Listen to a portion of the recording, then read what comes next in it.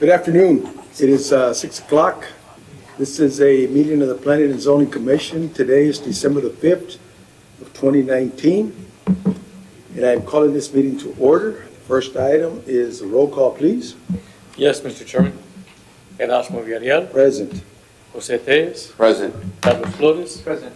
George Beckelheimer. Present. Raúl Ugalde. Johnny Narvaez. Present. Abraham Lugo. Jose Luis Villarreal. Jorge Dominguez. Present.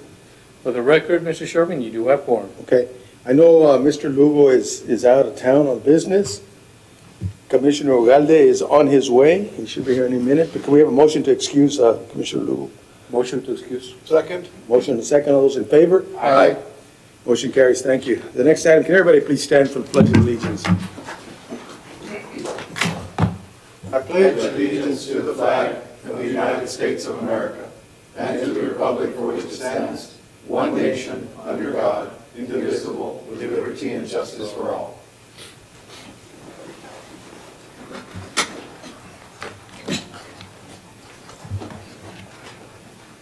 Next item that we have is the consideration of the minutes of November 24th.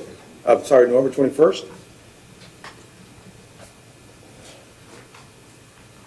Mr. Chairman, I move that we approve the minutes of November 21st, 2019.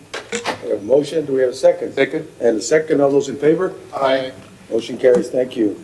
The next item is item 6A, which we have in front of us a request to table the item. Also, along the same lines, a request to table, which is, I think, pertaining to the same subdivision, 7E and 7F. Can I have a motion to that effect, please? I move that we table 6A, 7E, and 7F. We have a motion. Do we have a second? Second. And a second. All those in favor? Aye. Motion carries. Thank you. Next item is item 7B, preliminary consideration of the replat of Lot 5, Lot 6, and Lot 7A. Encino Plaza subdivision, Unit 2A into Lot 5A and Lot 6B. Lot 7B, Block 1, Encino Plaza subdivision. The proposed action is approved subject to the following comments from planning.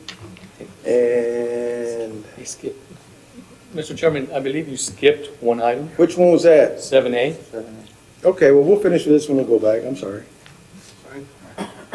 What are the wishes of the commission?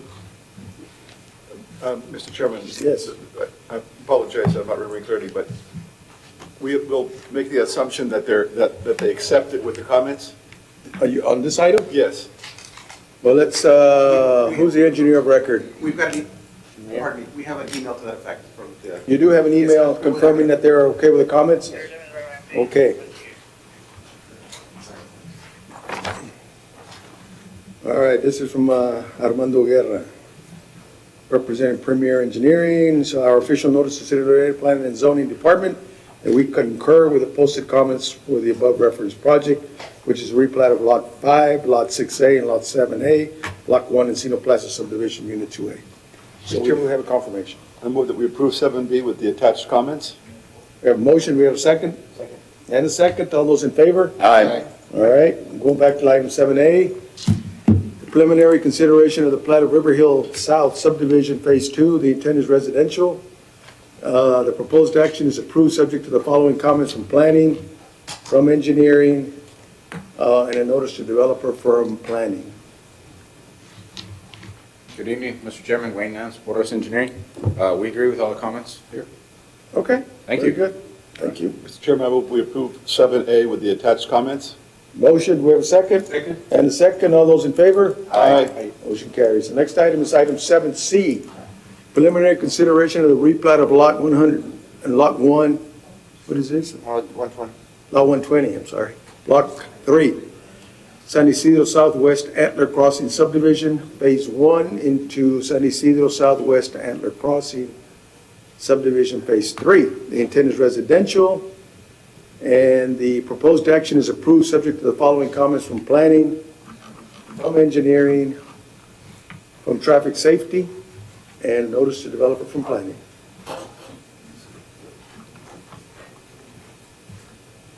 Good evening, everyone. Miguel Jimenez, Howland Engineering, here representing our client. We'd like to table this item, Very good. if that's okay. All right, do we have a motion to table? Motion to table. Do we have a second? Second. And a second. All those in favor? Aye. Motion carries, thank you.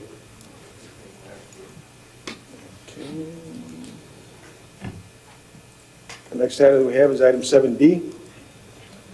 Preliminary consideration of the plat of San Isidro Northeast Subdivision Phase 8. This intent is commercial. Proposed action is approved subject to the following comments from the planning department, from the engineering department, from traffic safety, and a notice to developer. Good evening, Commissioner. My name is Ramiro Ibarra. I work for Slay Engineering, and we concur with the comments. Thank you. Any questions for the engineer? Sir? All right, can I have a motion to, Motion to approve item 7D with attached comments? we have a motion Second. and a second. All those in favor? Aye. Motion carries. Thank you. The next item is item 7G. There's not zoning issues. Preliminary consideration of the replat of Lot 8, Block 8, Aquero subdivision Phase 1 into lots 8A, 8B, and 8C. Block 8, Aquero subdivision Phase 1. The intent is residential. A proposed action approved subject to the following comments from planning and a notice to developer. Who's the engineer of record? Terra. Good evening, members of the commission. Gilberto Gonzalez, Terra South Engineering. We agree to staff comments, and we just want to add that one of the comments was to, number 2 from planning was clarify if developer intends to place utilities in the front of the lot, and if necessary, provide notice of intention for saying, yes, they are going to be provided from the front. All right, my next question goes to the planning department. What kind of notice y'all need? Writing or email? It's a written notice. A written notice? It's a Okay. written notice, and I have it already. Okay, very Yeah, good. just the time of the posting and also. All right, that's fine. Any questions for the engineer? If not, thank you very much. What are the wishes of the commission? Make a motion to approve, subject to the comments, and also the comment of the written request to set the utilities in the front. Okay, we have a motion, we have a second? Second. And a second, all those in favor? Aye. Motion carries, thank you. Next item is item 8A. Can I make a motion to hear items 8A through 8F, 8G at the same time? If it doesn't conflict with anyone's. They're all straight up approvals. Yes. Okay. I'll second that. We have a motion and a second, all those in favor? Aye. Make All right. another motion to approve items 8A through 8G. 8G. Oh, G. Was it? 8F. 8F? No, 8G, sorry. 8G, Correct, yeah. yeah. We have a motion and a second, all those in favor? Aye. Motion carries, thank you very much. Item 9A, adoption of the P&Z schedule.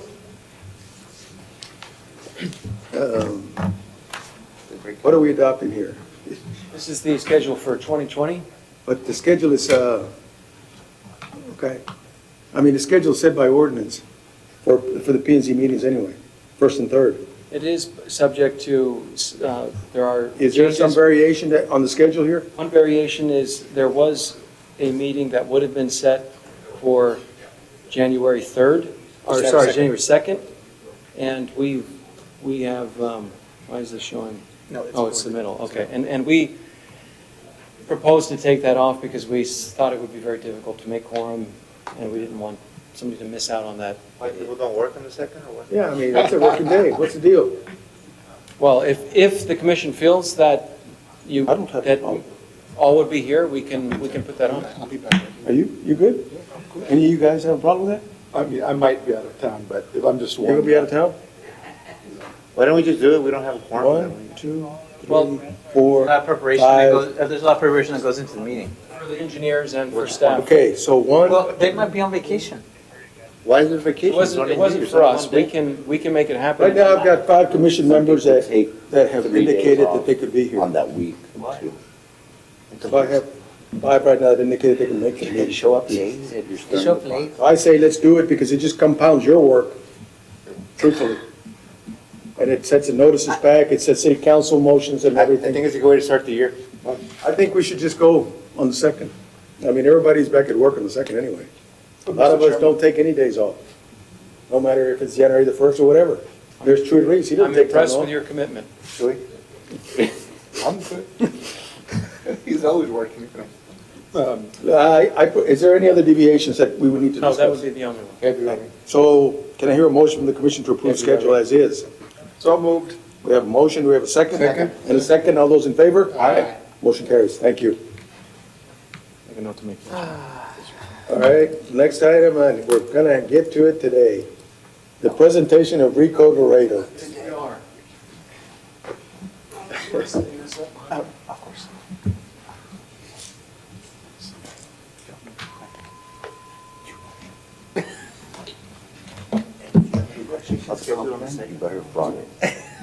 Well, what days does staff have? Staff doesn't have the 30. Commissioners, the long-awaited day has finally come for the RECODE presentation. I'm excited to give it to you today, and I'm excited to get your input. We were able to go through our normal agenda items fairly quickly, so we have as much time as you'd like to take to give input for us to take it. So what I'd like to go over is just a review of our comprehensive plan and how this fits into it, RECODE Laredo, and talk about what we're doing to align the Land Development Code to our comprehensive plan, and then a discussion. We can get some of your experience of items that you've seen come before you and what you would like to see in this process, what things you believe you think could be changed to improve the process of developing in Laredo, and then talk a little about the schedule of events and how they'll continue forward from this point, the things that we're doing to continue to get input. So this may be a reminder, or this may be news to some of you all that weren't familiar with the process, but with RECODE Laredo, we had the best input that has ever been received on any public process. We had thousands of people get involved in person and online through surveys, through meetings, through face-to-face interviews, a lot of participation, more participation than we've ever had with anything else in the city. The result of that was Viva Laredo, and there are 5 big ideas, 5 big concepts that came out of the plan. To create attractive and walkable destinations, to make downtown and inner city great, to complete the streets, to have new and improved public spaces, and to be a prosperous but affordable city. Creating attractive and walkable destinations with improving our sidewalks, improving our access for pedestrians, for bicyclists, for those that use transit. Those are all things that are spoken about and included in the plan in Viva Laredo.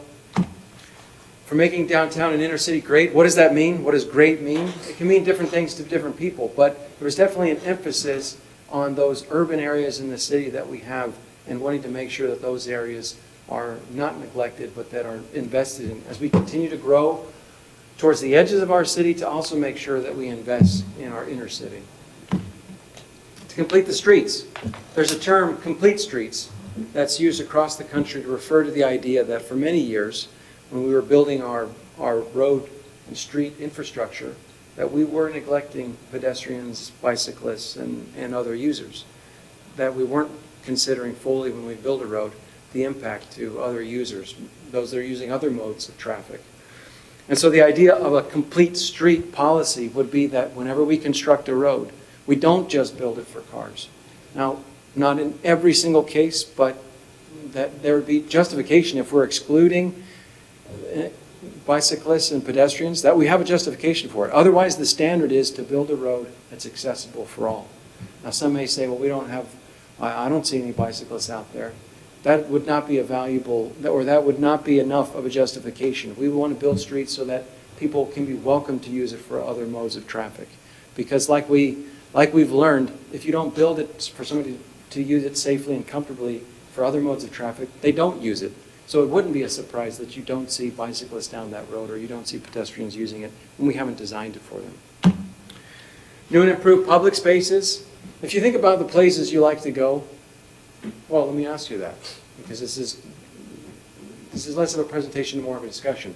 Tell me about some of the public spaces in Laredo or outside of Laredo that you really, it just pops in your mind of a great public space. What do you think of?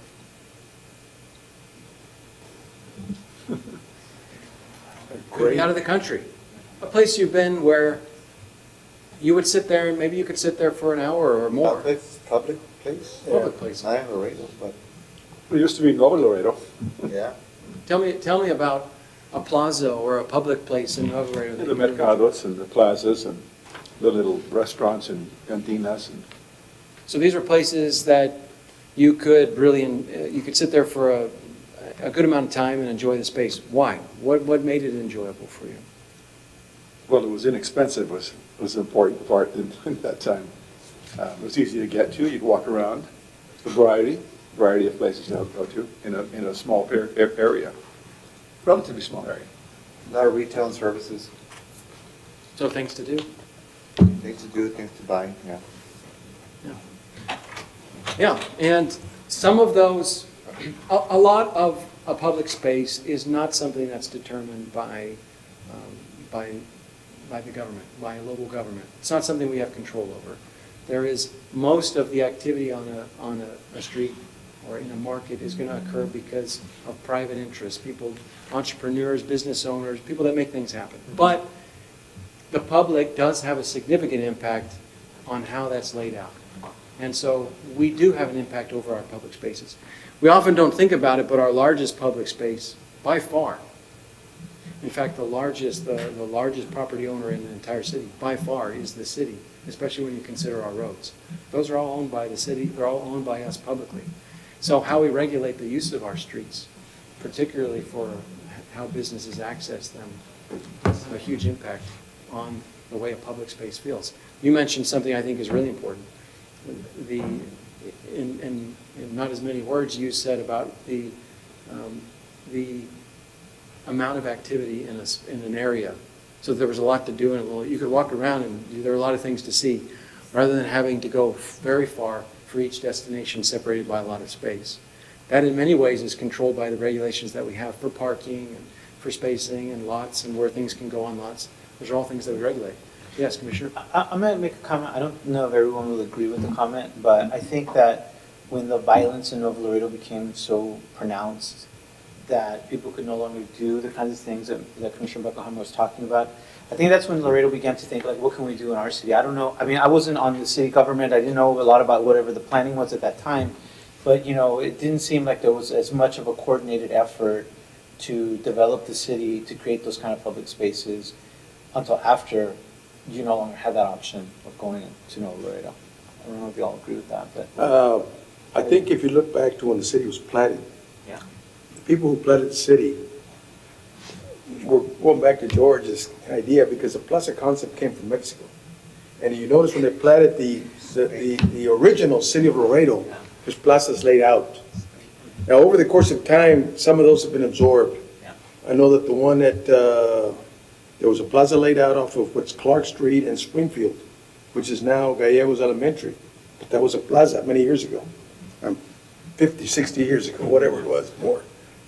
And as you see the city, there are certain areas that had plazas laid out.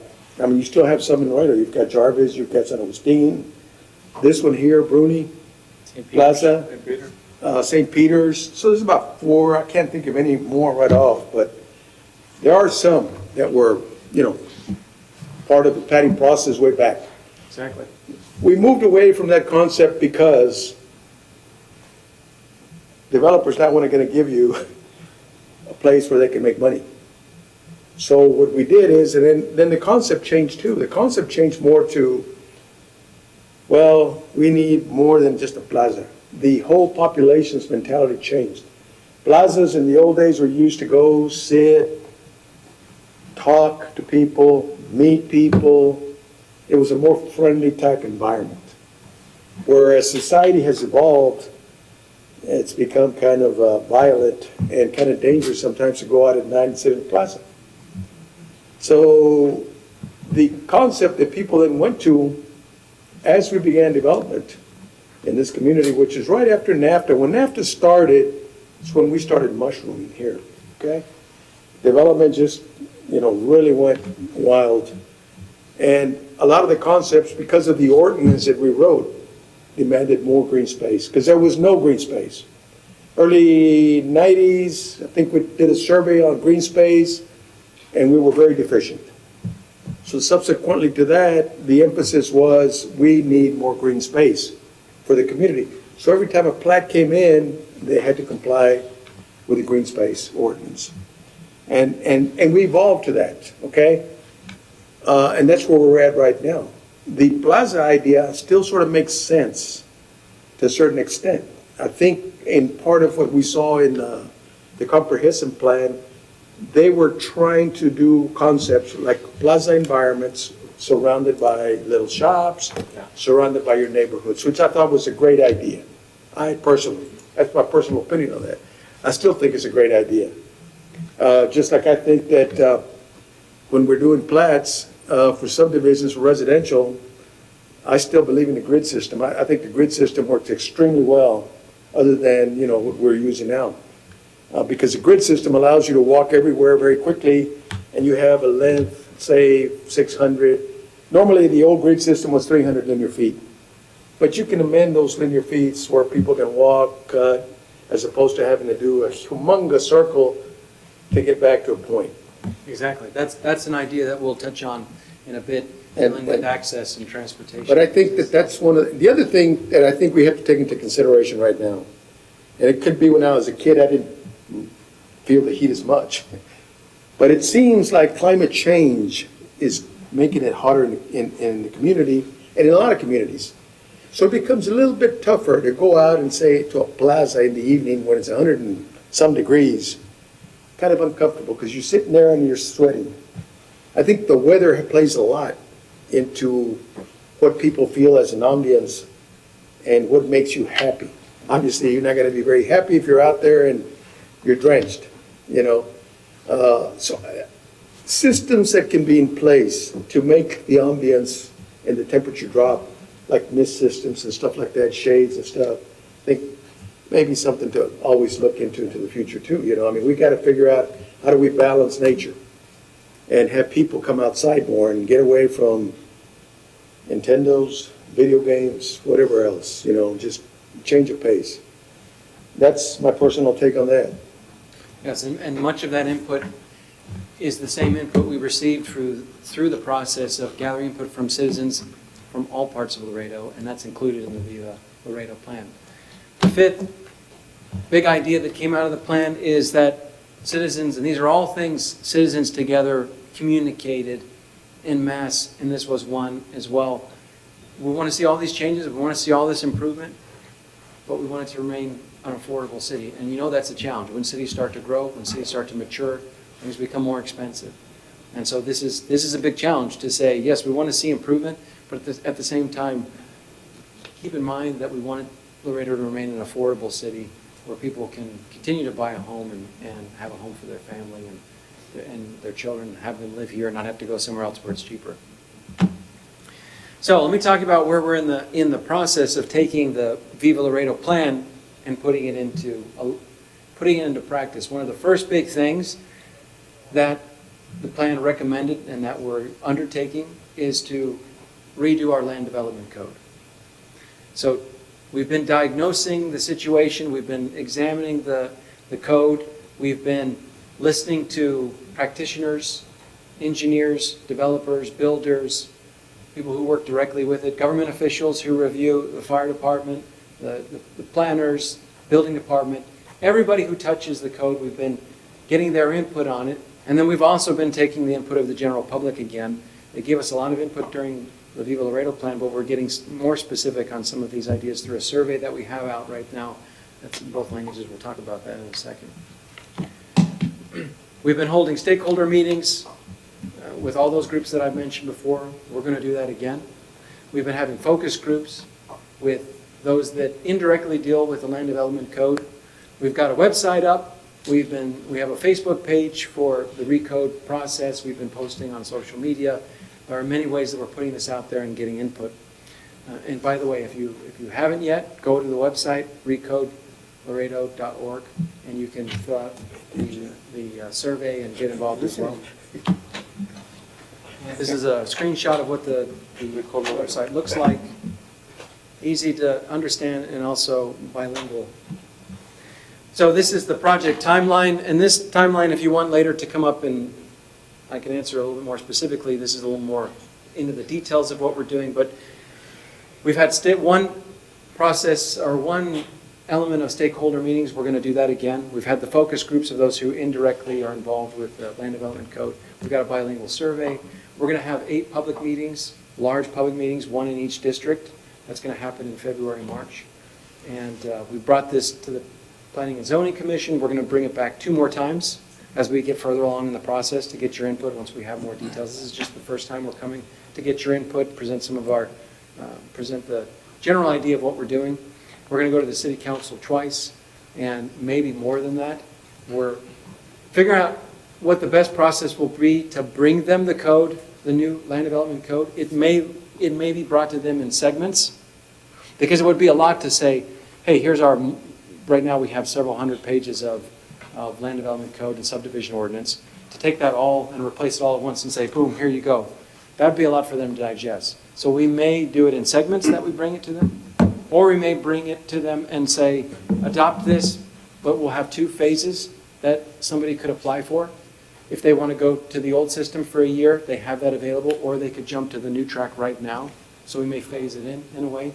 We want to be very sensitive to the fact that we're making in some areas, some small changes, in some areas, some very big changes. And we do not want that to affect those whose livelihood and business and expectations and investment are all tied up in the way that we're doing it now. We want to be very sensitive to that.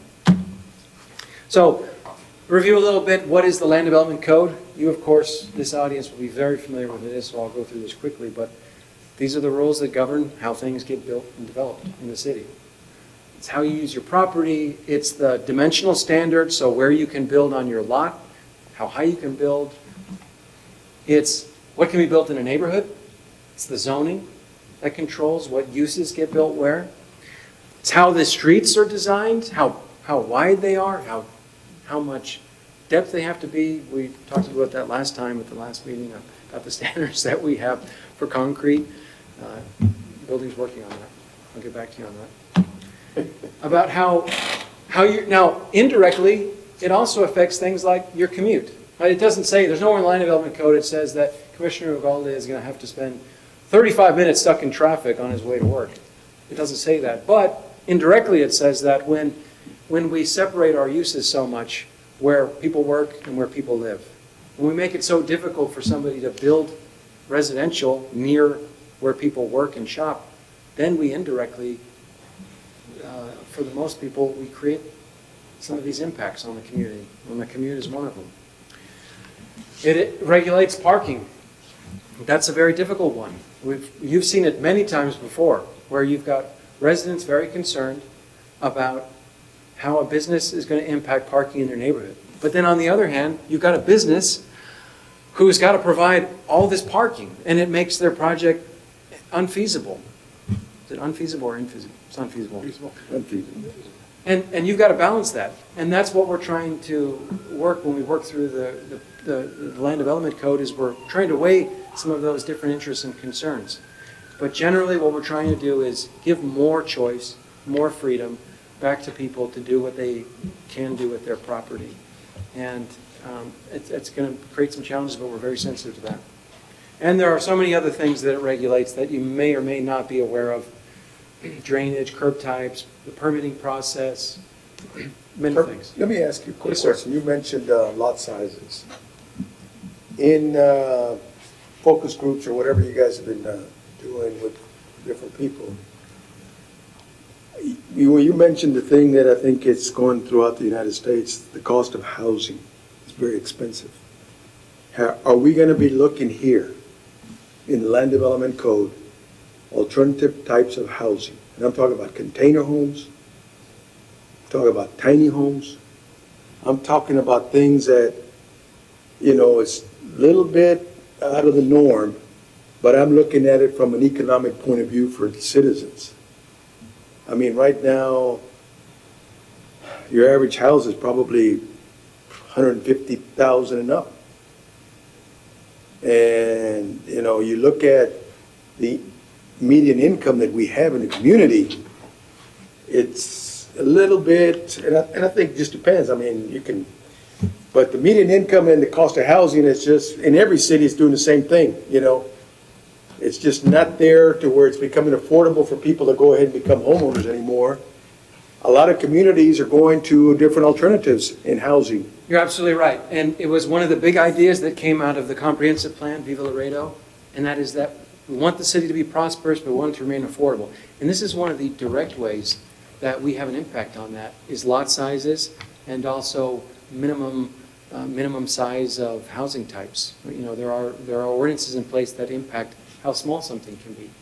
So we're making the decision for builders, developers, and ultimately consumers, those that would choose to buy or rent a home. We're saying this is how much space you have to live in. Sure.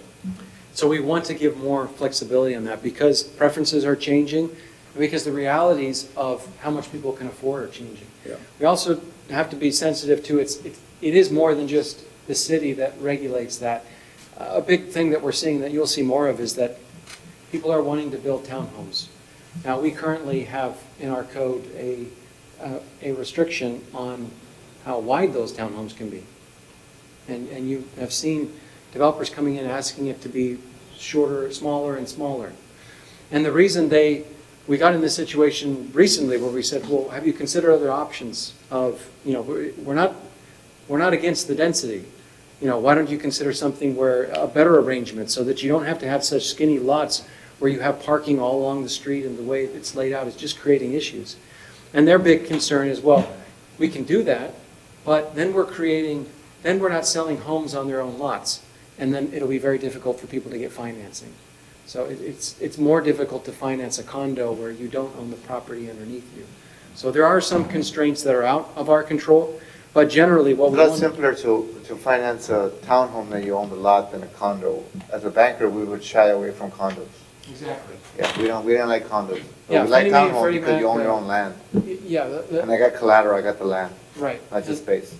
So there are difficulties in financing. Townhomes are easier to finance. Townhomes are a lot easier to finance, exactly. So there are some things that we don't have control over, but generally the size and the dimensions, those are ways we can allow builders and developers to create products that are cheaper because they can create things that are smaller. And people then can make the choice. And the thing with financing condos is that if most condo borrowers are FHA borrowers, so there are certain standards, and actually Reese can speak on that. Yet the condo regime has to be a certain percentage owner occupied. There's other requirements that are not for townhomes. Yeah. Yeah. So I got some questions for the Planning Commission to kind of guide a discussion, because I'd like to get, now remember, we're coming back to you a couple more times at least, maybe more than that. And then there's the survey and other ways that you can provide input, and we're inviting you to the round of stakeholder meetings that we've done before and we're going to do again. So plenty of time for input, but just want to get some of that input now.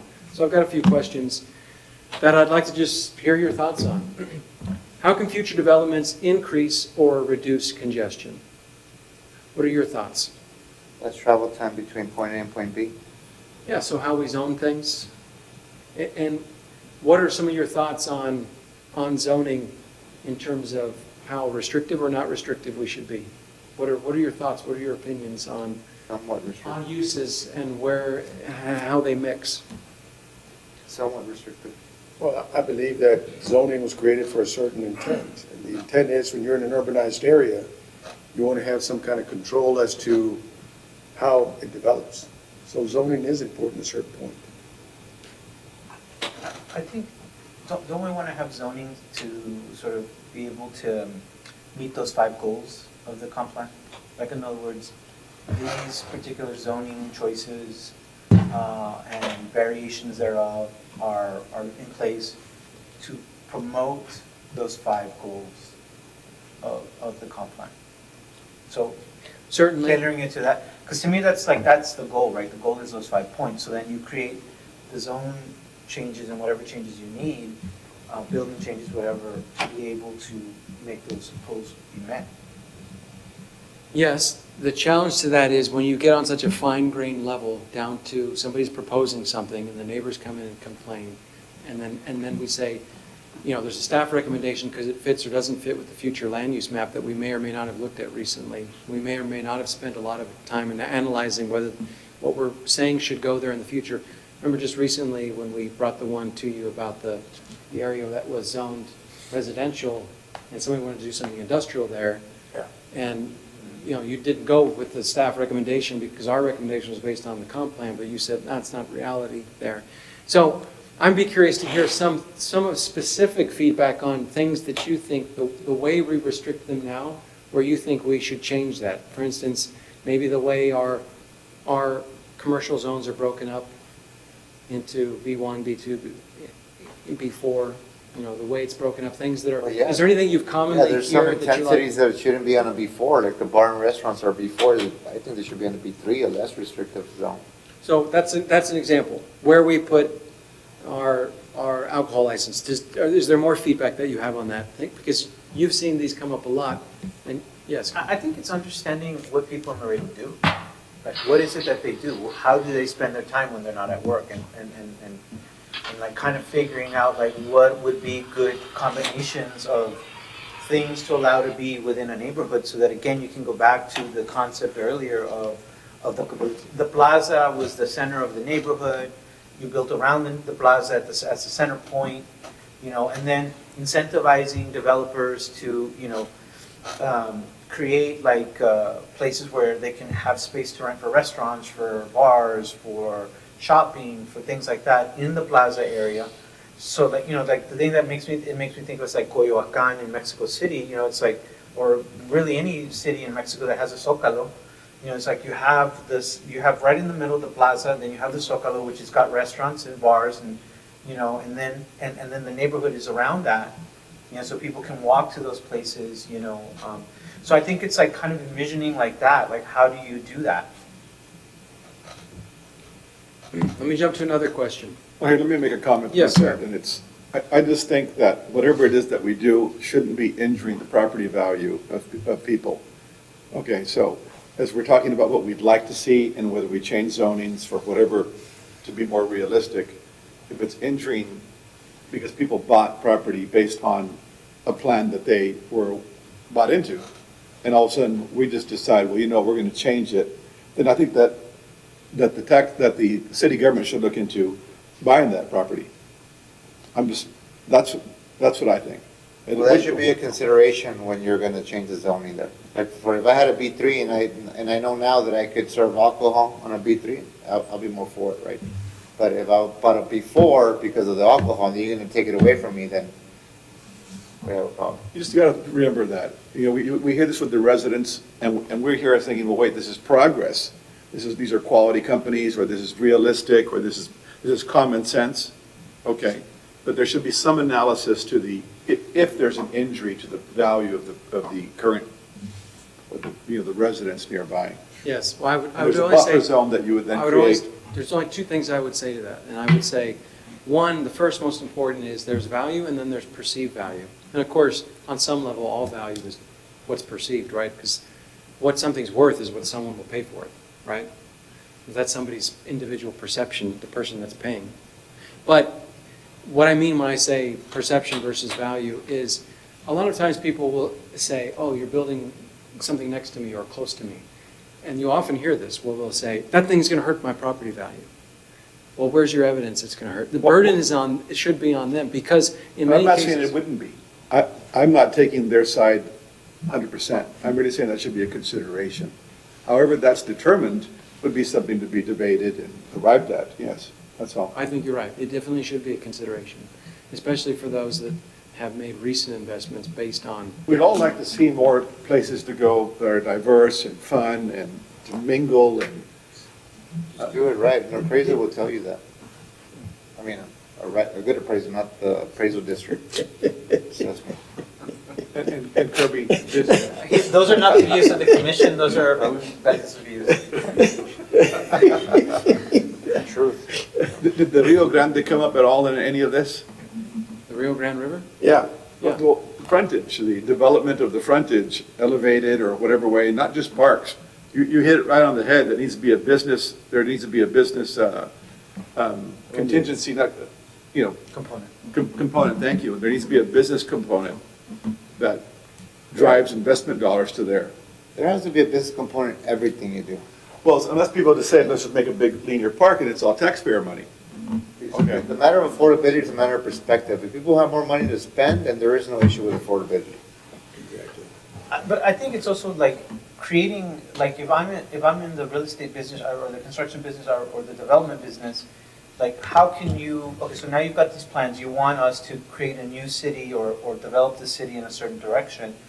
Create incentives for developers to do that, to say, you know what, now I have new choices that I can use on this property, and I can make more money if I'm gonna make more money if I use one of the concepts of the comp plan in my building design.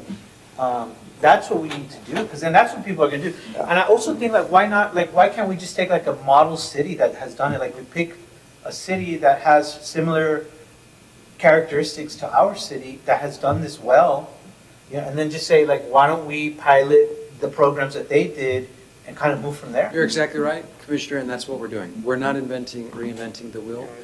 The way that we are proposing to update our land development code is taking input from those that have used it, are familiar with it, understand it here, but also taking best practices from cities all across the United States, especially those that are congruent, that are similar to a situation we're in. And because we're not like every city, but I often hear people say, oh, Laredo, nowhere is like Laredo. Well, nowhere is absolutely like Laredo, but there are a lot of cities that experience they're in a similar situation we're in when you compare the status and the state of their development. So we have a lot of cities that are doing things that we can pull from, and we're going to do that. Okay. Touching on your notion, yeah, you gotta sell that concept to developers, because there are some plazas that are half empty, or tenants that just keep revolving because they can't generate any business, walking business or parking, or because of that, because it's not formed in a way like the Pearl in San Antonio, like that. It's not a destination place. Yes, although arguably the Pearl is successful because it's in a It's multi-million. multi-use. Because it's in a city of millions of people, or a region of millions of people, so they have a much larger crowd to draw from. So, Well, statistically, then get just 1/4 of that and put it in Laredo. exactly, yeah. A scale is going to be different, but what can work there can work here. See, we're not a destination city anymore, ever since we've been cut off from Nuevo Laredo. And so when we're doing this, we're talking about quality of life For our residents. that's valuable, but just keep in mind that everything you're saying is excellent, okay? I'm not saying anything negative about it. I'm really asking you to keep in mind a component that makes it a destination city. And the only thing I can think of, aside from some awesome plaza developments, is the Rio Grande. That is And a even very, that, when you very think about unique it, George, The feds control the river. you know, Well, they don't control it 500 feet in, so you just need to look at it. Yeah, he's right. Yes. He's right. yeah, I agree. I think it's a concept, the other concept that can be looked at too, that we looked at many years ago was, we have Zacate Creek that you can develop into something very nice. I mean, you can use a series of weirds, damming up the creek, Damn it, yeah. and then do a concept, that was a plan that we had 20 years ago. It hasn't taken off. Now, that's But we beyond did the scope start of- with a linear park on it to get it going. You opened up the can of worms. That's beyond the scope of the land development code, but I can tell you with our active transportation plan, that is something we're definitely going to look at, is Zacate Creek, and how can we better utilize that as a thoroughfare for bicyclists and pedestrians. Well, we were thinking more in terms of an economic development tool, to be honest with you. We were thinking of changing the neighborhoods, their old decaying neighborhoods, and kind of bring them gentrification by restaurants, little cafes. Now that you have an ambience of water, 2 or 3 feet deep, but it changes, or maybe more, where you could have different activities where people can do paddle boats, bicycling, cycling, Paddle boats? different, yeah. You put a little area where people can just I don't know what do, that is, but it sounds fun. different things, How's that, Alexander? Basically, what you're talking about is what they have at Alexander Yeah, Crossing. Alexander has it. Yeah, they do. But in a larger scale. Right, I'm talking about on a larger scale, exactly. Yeah. I mean, things like that, because, I think we all pretty much realize that we used to be a destination city. People would come to Laredo, stay here to go to Mexico. I mean, that was a big thing.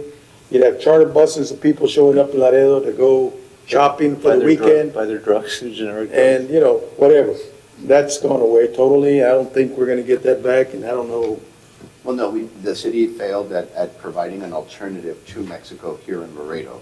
They Exactly. could have taken the baton and moved the mercado to this side, but the city leaders at the time failed completely in keeping it a destination city, and we're just trying to make up. And I think that's some concepts that need to be looked at, Kirby. I think at one time we looked at the Mercado concept from Nuevo Laredo to set it up on San Bernardo, Avenida San Bernardo. Because there's already a lot of shops there that sell, Mexican pottery, Mexican things. But it needs more enhancement. It needs a place where people can go. I mean, they're trying their best, but there's no unified effort from the government to try to enhance that area. And just a thought, to incentivize development or investors, there's a section on the, there's that floodplain that had so there's some properties along that floodplain that maybe perhaps they shouldn't be on there because there was a hydrologic study that was done, or there's some improvements to the channel that maybe you could do lawnmowers for those. Because as an investor, you look at those properties and you say, man, it's going to cost me another $2 a square foot just to get up to buildable standards because I'm in that flood zone. And then I have to apply myself as a private individual to FEMA to get that lawnmower so I don't have to pay flood insurance because it's obviously going to be financed, leverage, right, to do $1 million project. So that deterred actually us from buying the property. When I know that they were in that area, the Jackman area, there was a study done. And I know if the city would have followed through with that study and submitted all the paperwork to FEMA, then it would have taken out a whole bunch of commercial properties out of that flood zone. What does that do as an investor? You go in there and you say, now I can buy this property because I can afford it and I can cash flow. Are we jumping outside of the scope of the Yeah, presentation? let's just, go ahead, Kirby, Well, no, go ahead and because you're continue. talking about development, you're talking about improvements, right, next to a creek? That's my. I'm enjoying the discussion. This is good. Let me just keep it moving with another question. How can our neighborhoods be designed to promote healthier living? Thoughts? Well, grid systems. By the way, these are all questions we've asked with our stakeholders and with our focus groups. So we're asking the same questions. Yeah, I think that the design of a subdivision, if you go to the old grid system, promotes more walkability, and it improves people getting from point A to point B a lot easier. And if you include some of the other concepts, plaza concepts, or retail spaces, or the little shops, mom and pop shops, I think a lot of people would, instead of taking a vehicle, may do the 1 block walk or whatever, or the 2 block walk. But I don't know. I mean, today's society there's a group that are very physically active, bicycling, walking, running, and then there's the other 90% or better that just love to be on the little deal here, so I don't know. It's a tough one. But I think something like that, I think grid system, because it just cuts the length of the blocks a little bit. That's a good point. Yes, making it easier to make the choice to Yeah. walk, bike, and use other modes of traffic rather than sitting. Yeah. Yes, Commissioner. But I will tell you that I have seen a change because when they first opened the Chacon Hike and Bike Trail, which is in South Laredo, there was very few people that were on it. And now that you go, it's a lot of people use it. And so I think when you build something, you create the opportunity for people to do something, then it will grow. Like, for instance, one of the things to incentivize more people coming out is like maybe the city having its own kind of food truck park within the Chacon Bike and Hike Trail, because I think the city owns the whole thing. I'm not sure. I would imagine it does. Just get permits for people to go in. That's what I was just about to say. I don't think the city should be in that business. That should be a But private whatever, the business. point is on their property. You understand what I'm saying? No, but I mean, all you do is like what he said, you permit someone to go ahead and say, hey, it's So, your Commissioner, permit to do. to get people to design for healthier living, get people easier access to hamburgers and But they have to walk to get there. they have to bike. Well, that was the whole idea of the golondrinas, right? That food park. I mean, it's like, hey, it's going to be right on the park. People are going to be walking. They're going to great. finish a run, and then go get a beer before they go home. Drink a few beers, get on your bike and go home, right? That's been hugely successful. Excuse me. Yes, and that activity is very important. Being able to, you're only recommended, like 30 minutes 3 times a week of physical activity where you get your heart rate up a certain. That's basically a walk to and from something once a day. Excuse me. Is there a range of affordable housing options for all in our city? What are your thoughts on this? Do we provide enough, a range of housing options? And how could we improve that going into the future? Or maybe we don't need to improve that? What are your thoughts? I think that's a very important thing that we need to address. I think housing options in the community is something we really need to study. I mean, I don't think any one person here can give you an answer, but I think we do need to look at if there's models in other areas, other cities, of what they've done. Like I said, there's a lot of areas now, West Coast, for example, they've done a lot to this container homes, which is a tiny home. It's really about, what is it, a 50 by 16, about 400, 500 square foot homes. But the containers just redone, you know, and you boom, set it down.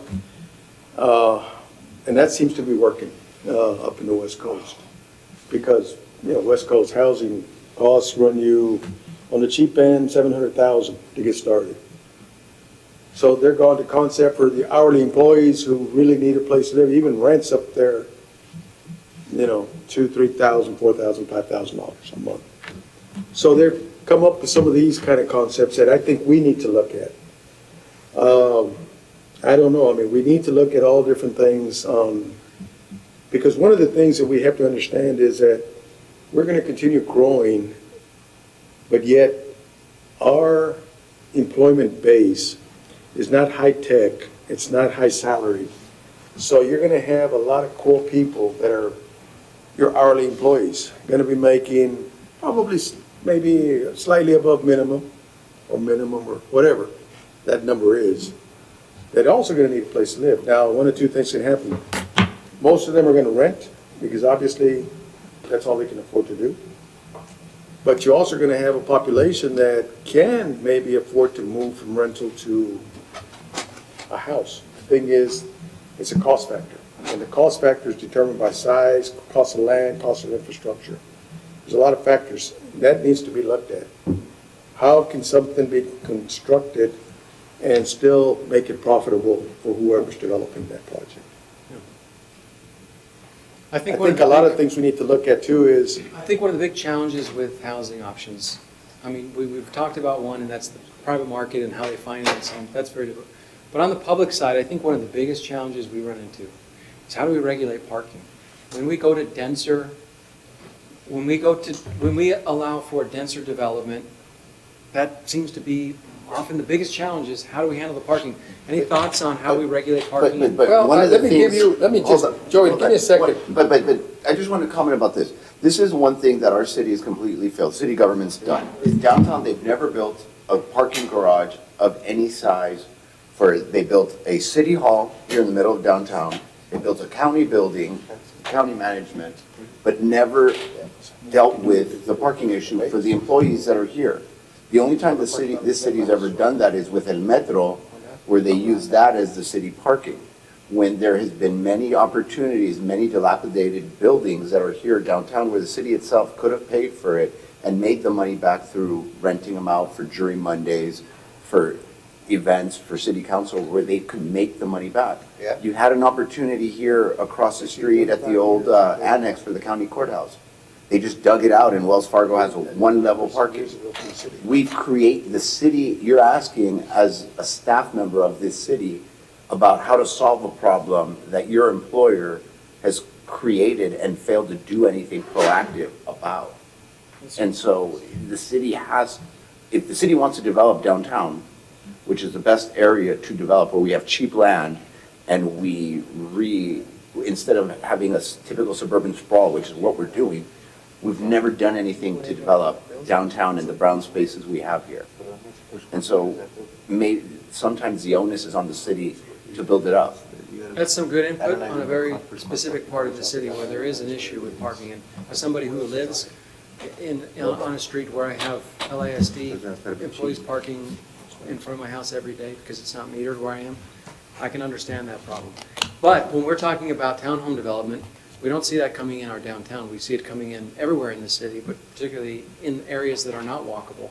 And then the question becomes, people are building dense units, but people are still buying, they're still owning as many cars, and what you get is a street filled with cars and often blocking people's ways to get in and out of their home and blocking when they have trash day. So yes. You know, one of the things that you can look at is this, the municipal housing, former Air Force Base, housing, the concepts they used, which was housing built around parking right in the middle. Where everybody parks in the middle, just walk to their house. It's a concept that's pretty successful down there. I mean, that's something to look at. I mean, obviously it's cost, but everything can be factored in. But that's one way to look at it. It's more like, okay, everybody has centralized parking right here in the middle.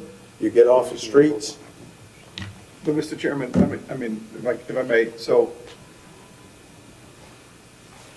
I mean, ultimately, you should bring us these ideas, and then we discuss them. You could give us a questionnaire, maybe you didn't, I don't remember, and we can then fill out our thoughts for you to incorporate in your recommendations, but I'm not educated in this. I can tell you that if you're gonna make smaller homes in a denser area and push everybody onto the street, well, the street needs to be wider. You know, you can't have it one lane. We know the fire department, we know police department, they don't like that. It's unsafe. I think that's a fine idea. You develop the parking centralized and it branches out to the different homes with some limited distance. Yeah. But Have you talked to the builders about why they don't build it for more affordable? We have. These are just questions I'm bringing you to have a discussion. Sure. We've definitely gotten input from engineers, architects, builders, and we are looking at other solutions from other cities. So I'm not expecting anybody here to have the right answer. Yeah, I mean, all the Just wanting to government get can do is feedback. incentivize investment. So, and how do you incentivize investment? Just lower your taxes, give tax abatement deals or something. Also make investments and spur the development by the investments you make. Like you pay for the roads and make the road. That's what you should focus on, and then investment will come. Yeah. At a cheaper rate, because we could afford it as investors. Let's jump to another question. Community amenities. Do enough residents have access to parks, recreation spaces, and public spaces to gather? I have a comment about that. Yes. I think when I saw the comp plan in 1990-something, whenever it was written, the first one or the prior one, you know, the key thing that it said is you know, you need to have community buy-in to make the comp plan work, that plan work. And I just feel like we have a city that does not do a good job of engaging citizens. You know, like for instance, like you all are gonna go, let's say you do this, take this presentation to South Laredo, for instance. I mean, what thought are you guys gonna put about that in how to best deliver that message to that community, you know, and how to really engage that community, you know? Because I think that they're not used to being engaged at all by the city. You know, it's like we have a public meeting and then the only people that show up are the people that have an interest in whatever the outcome is going to be. And they're not used to coming to the public meetings, you know. So my only comment to you is, what I really think is if you're really going to be sincere about community amenities, like it can't just be the same 200 people that who you always listen to. You know what I mean? It's got to be the people that actually really going to live in those communities. I agree. Today I had a meeting with those of us that are working on this project and also city staff from other departments, from the library department, from Parks and Rec, so that we could talk about the best time of day, the best events, attractions we could have at the events, food, entertainment that we could have at the events to get people in that are not your typical people that show up. The weekends, if they're not working. Yes. That's on the table. We're looking at Saturdays and Sundays. That would be more difficult for staff, but for me, I don't care. I want to get the best results for getting the most people out. And people that don't typically get an opportunity, we want to reach everyone, particularly those that are younger. Not that their voice is more important, but that they're going to be, they're going to be potentially their city for a lot longer as they live and grow and have. Do it during the summer when the kids are not at school, during the spring break. Because people during the week, they're not going to go to your meetings at 6 p.m. because they got to feed the kids. They got to put them in bed at 8. Sure. Which is why we're going to have food there so that they know that there's food served, so they can come home from work, bring their kids, there's going to be something for their kids to do, and there's going to be food served so they don't have to worry about dinner. you could also engage the schools and their PTC or PTO organizations. Yeah. So those are parents that are already involved and are vocal. We're also working on that. We're working, using the school system to disseminate the survey, to get it out. so that more people have an opportunity both, and it's a But I'm saying bilingual. they have a president, they have members and officers, and you could invite them, is my point. I just get the information to them. I also think it's really important to engage the school districts, like they're saying. Like, that's very important because, and going back to one of your fundamental questions, how do you make cities great, right? I mean, people are attracted to cities that have really good school districts, where like if the city is gonna try to attract a company to open up an office here, or finally go to all of those, Fortune 500 trucking, transportation industry kind of companies that have a small presence here in Laredo, or a presence here in Laredo, and say, bring some of your operations to Laredo, like you have to be able to have great schools. Schools are a huge draw. For And some the school- people, they're the biggest draw. Yeah, and so the And school- we've been involving the school districts from day one in this process, making sure they're part of the state, part of the focus group meetings, and involved, know about the meetings that we're doing. And on a separate level, we're actually started meeting with the school districts, those that build and develop schools, the administration that's focused on that, so we can be a resource to them when they're locating schools and they're. What's one thing you might consider doing is doing like a shared services summit, where you bring the school districts and the county and the city together and say, okay, like in this neighborhood, like for instance, I'll give you a great example. The Haynes Rec Center in like right next to Ghost Town, right? It's closed on Saturdays and Sundays, right? It's open during the week, but it's closed on Saturdays and Sundays. Why? That doesn't make any sense. It's for children. It's got basketball courts. It's got playgrounds. It's got swimming pools. It's got all this stuff. It's got classes. It's got all this stuff. It's closed on Saturdays and Sundays. Carlos, I think the rec centers are geared to older kids and adults, because the Boys and Girls Club absorbs the little kids. Right, but that's the whole point, though, is when you have a shared services summit, right, what you do is you say, okay, how are we being strategic? For instance, school districts, we don't have bookstores in Laredo, or we only have 1 or 2 bookstores in Laredo, right? Actually, 3. Okay, we have soon to be 3, right? Why not ask the school district to open up the library on a Friday or Saturdays so that you can have like a Barnes and Noble type experience in those neighborhoods? You want to talk about people walking to a place? That's an example. Great input. There's a lot of things Got a lot of work. we need to work on. Okay, that was good. What else you got? Cowboys played. What else you got, Kirby? Cowboys So- already started. 5 minutes. We talked about designing the safety of our streets, public access. We had some good comments on that. And another question, but about better encouraging and preserving our historic and cultural sites in the city. And you don't have to, but if you have comments on this, that's, yes, Commissioner. Should come, I don't know, should I? Why, cultural, okay, so San Antonio embraces the Mexican culture a whole lot more than we do, in my perspective. I don't know if anybody agrees or disagrees with that. Well, how are you measuring that? I mean, they're a much larger region, much Because larger everywhere I city. go, they have fiesta, and when they have Mexican restaurants, the food may not be too good, but they have mariachis. Yeah, if you're in any one location, you have you have more activity going on because it's a larger city. So a little hard to compare. Yeah, Personally, from somebody coming larger outside the city, you get region? 1/8 of that and put it here. Should have stuck to the We'll have a Cowboys. Fitness Fest. Cowboys play at 7:20. You should have stuck to that. Okay, what else? And a few other questions that we can pull from, but I'll just say in general, your experience as a commissioner, what are some things you see repeatedly come up that you thought, I wish our rules were a little bit different on this? Is there something that jumps out at you? You'll have more opportunities in the future to think about I this. think what jumps out at me, I'll tell you very quickly, is the way the comprehensive plan, the land use was developed.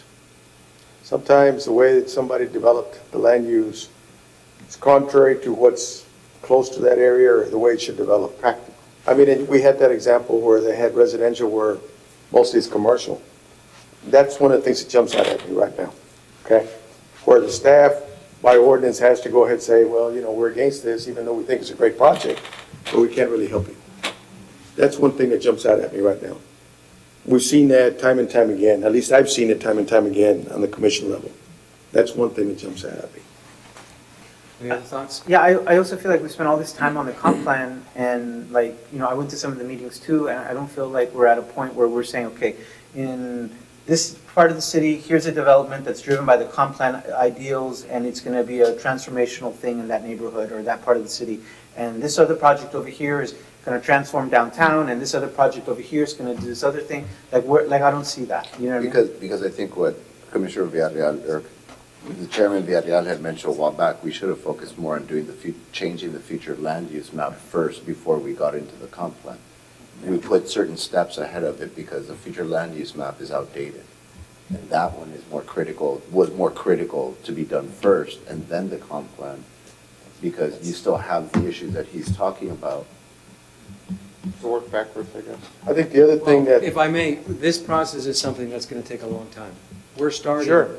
starting this winter the process of updating our land use map, and that will be finished before this is finished. So we're going to have those public meetings that we're going to have in February and March are going to include the opportunity to come and participate in looking at the future land use map, as well the thoroughfare plan and other aspects, the active transportation plan. So that process will be finished before this is. okay, because I think the other thing that goes hand in hand right now is, you know, most cities grow north, and you as a planner know that. If we grow north, we only have Interstate 35 going north, McPherson, the Loop, 3 arterials going north. If you take McPherson, you got a series of stoplights to get to where you're going. We're not addressing mobility on McPherson. And what I'm talking about is in other, and I'm gonna go back to the West Coast. In the West Coast, what they have done is they built, and even in San Antonio, certain portions, they build a road on top of a road, where if you just want to go a straight shot, you get on that. What I'm saying is use the same footprint where you have intersections that have stoplights, low speed, 30 mile an hour, you know, great separations to get traffic moving. We need to start looking at that right now because we don't have options. You're not going to be able to buy right away. I mean, those are very expensive corners. So then we got to think out of the box and say, okay, let's use a footprint. How do we keep traffic moving for those that want to keep moving? Well, the challenge to that is that when we talk about where we spend our money, that when we talk about making it easier to get to the farther parts away from the center of our city, what we're doing is encouraging additional sprawl. By spending, what we're incentivizing is we're making it easier with people's time to get farther and farther away from the city. So a challenge to that. Wait, let me see if I understand you correctly. You said incentivizing is causing us a challenge because now we're moving further and further. I don't understand. Well, we just talked before about wanting to have spaces that are walkable, encouraging walkability, where people can have options to live near where they work. At the same time, if we're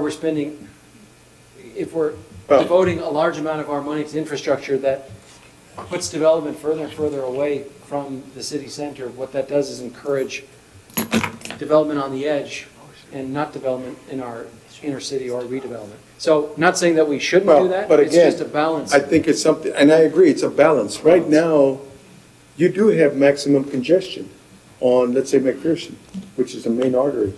And I can go on several other main arteries that also are going to need to be looked at. I mean, obviously, as the city continues to grow east, Jackman is going to be one of the arteries that's going to have to be looked at. And there's others, but I don't think anybody's really, and maybe it's just, maybe you're staffing up, okay? Maybe when you get a transportation planner on board, we can start really hammering some of these things down, because they're not going to be a fix overnight. This is, you know, it's going to take some time. And that's something that we really need to start moving on right now, because even if we start figuring out what we can do, what cost factors are, where we get the funds and stuff, you're looking at a 10-year project or better. And that's one. The second one, obviously, too, is we're not really focusing, and I realize we're talking only strictly land development codes here, but in planning, one of the biggest things that we have to keep into consideration is, okay, what kind of an industry do we have, and what's our major industry here in this community? Well, that's transportation, warehousing, trade. Okay, great. Well, we only have one artery getting out of the city going north. Interstate 35. You drive 35 now and you got pretty good congestion. So we need to start planning to make sure that that congestion has a plan where it's going to have additional lanes for solutions. All those Then we things that have you to go brought up. east and look at, okay, if we're going to be accessing our ports, we also, and I know that there's been talk, I-69. All it's been is a sign that says this is going to be a future I-69. No, it is I-69, but it's Well, it is, but what I'm I-69 saying west. is that there is no There's no construction going on. construction in terms of white, I mean, things that, if we plan to continue growing as a city, we need to really focus on the aspects of the businesses, because that's what's going to drive industry. Our major industry is going to drive additional housing, additional everything, wages, wage You're right. scales, and. All the issues brought up are, we have plans looking at infrastructure for our transportation, especially for our logistics to get freight in and out of the city. Our MPO, our Metropolitan Planning Organization, has to have all those plans in place. Often the biggest constraint is always funding. It's a limit of funding. But the thing is, though, what he's bringing up is our biggest private employer sector is the logistics industry. That's it. All we have is the federal government, school districts, and the logistics industry. That's really our industries in this town. And the city is not using its own money and then getting more money to help that industry. We've never done anything, we really haven't done much. The I-69 that Mr. Villarreal was talking about, they were coming up with that when I was in high school. And that was 25, 26 years ago. That was right before NAFTA came out. One of the And biggest That was challenges, I after think, NAFTA. That was after. Well, it was in conjunction, that That was was part after of. NAFTA, it way was after NAFTA. 25 years ago is way It after. hasn't, now you're making me older. But that was 93, it's about the same time. The money has been secured for all the overpasses and for the. Well, yeah, on Loop 20.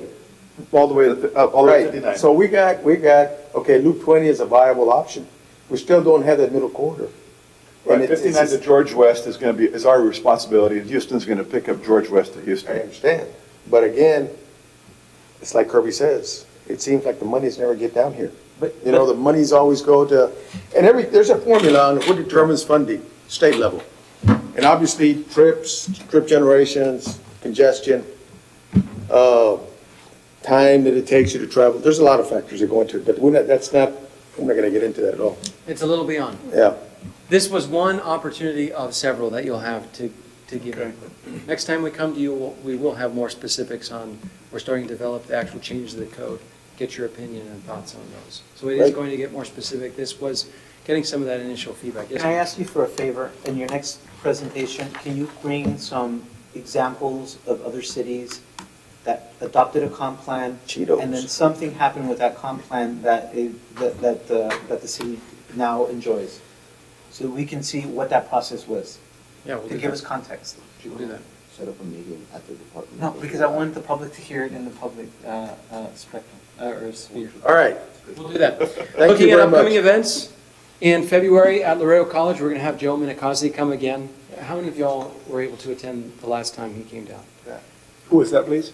Joe Minikazi is kind of a renowned geographer, planner, that he's taking our data, looking at land values, looking at taxable values, looking at appraised values, and comparing those to where they are in the city and where investment is made to show you, bang for your buck, where is the city make its most money in terms of taxable value? Yeah. Where should we be putting investment? When we You invest know, in something, where's the biggest impact? That's very critical, because if we're looking at revitalization of downtown and putting money into an area, we need to look at a business plan there and say, you know, if I'm gonna spend X number of dollars in an area to try to revive it, who's my customer? The customer downtown was pedestrian traffic coming from Mexico. That's gone. It's gone for two reasons. Obviously, the problems that are going on over there, it's very dangerous now, but that's a very good, and I'm hoping that he can do a good job of that, because that's going to determine a lot on where you're going to put your money in play. He will. If you haven't already, you'll see an invitation come for that. That's going to be in February at Laredo College. We'll have a public meeting in each district. We're aiming to have a different crowd than we typically have. We're going to make it so it's less of a public meeting, you got to sit and listen, and more of something interactive with something for your kids to do.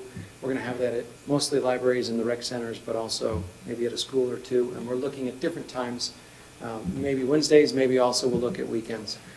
We're going to have additional stakeholder meetings over the spring and summer, and then additional commission and council meetings. If at any time you want to learn more about any step of this process, my door is always open, my phone is always on. You can give me a call anytime, and I'm happy to take you through and answer any questions that you have. Would you make sure that we're alerted or invited to the Minikasi thing directly? Yes, definitely. Thank you. We're going to notice that so that all the council members and commission members that want to attend can attend. Great. Anything else? Nope. Thank you. It's exciting. To adjourn. Make a motion to adjourn. Second. All those in favor? Aye. Motion carries. Thank you. Thank you, Mr. Snyderman. Thank you, Mr. Snyder.